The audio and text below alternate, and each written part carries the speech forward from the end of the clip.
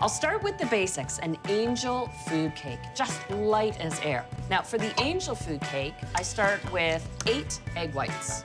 My eggs are at room temperature, and that is an important element when it comes to making anything with whipped egg whites, because a room temperature egg white whips to a fuller volume than one right out of the fridge. I want to add a little cream of tartar, half a teaspoon. Cream of tartar is an acid, but in a powder form. It's quite concentrated. It's that acidity that actually allows the egg whites to stretch to a fuller volume. It gives them flexibility. Just a touch of salt, but the salt balances the sweetness. And I'll start by mixing this with the whip attachment. You can use electric beaters, but on a lower speed, just until it's foamy, while I get my half a cup of icing sugar sifted and ready to add.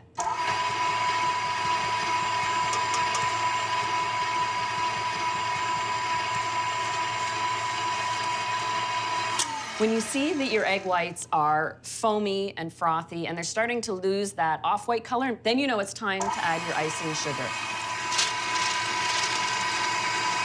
Now, what I'm looking for here is a medium peak, and that is when your egg whites just have a half curl when you lift the beaters. What that does, as a medium peak, it still allows room for those egg whites to expand, and the heat of the oven is going to do that. And now I need to sift the dry ingredients: a full cup of cake and pastry flour, a cup of regular granulated sugar, in addition to that icing sugar I added. But sugar in a cake lends structure, and it makes the cake rise up really tall.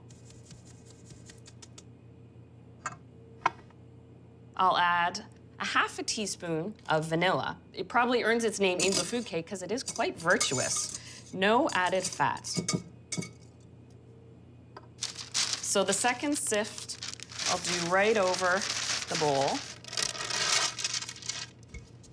Another reason angel food cake deserves its name is it is quite angelically simple. You've got these simple combination of ingredients, but it achieves that chiffon status in that airiness, that moisture. You never get a crumbly angel food cake. The whisk allows me to fold in the flour and sugar without tearing the beautiful air bubbles I worked into the angel food cake. The sugar is dissolving as I fold it, so it changes the consistency of the batter.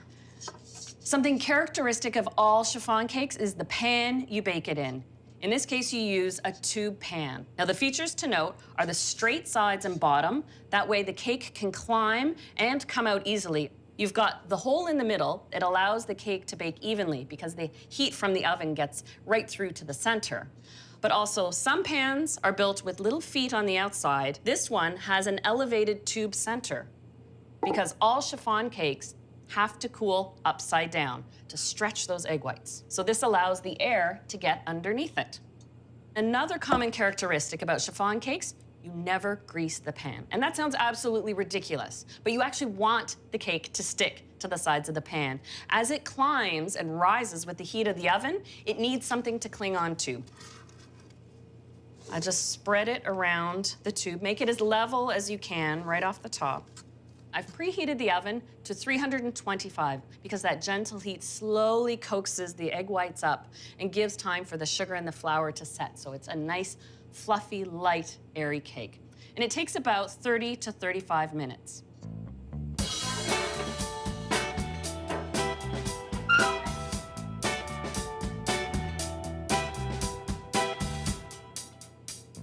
All right.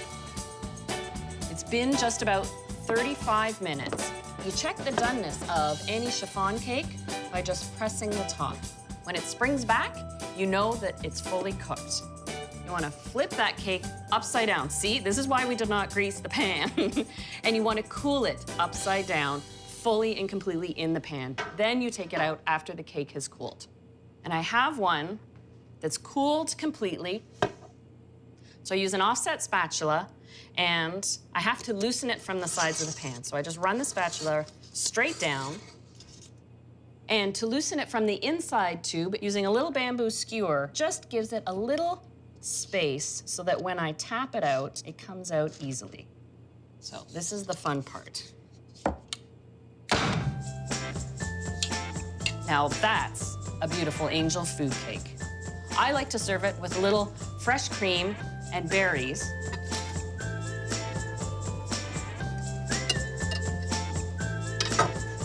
And look at that beautiful, fluffy, light interior. So with this simple technique, you really get a handle on the basics behind chiffon cake. Thanks for watching Oh Yum. Keep an eye on this channel for plenty of delicious recipes and more.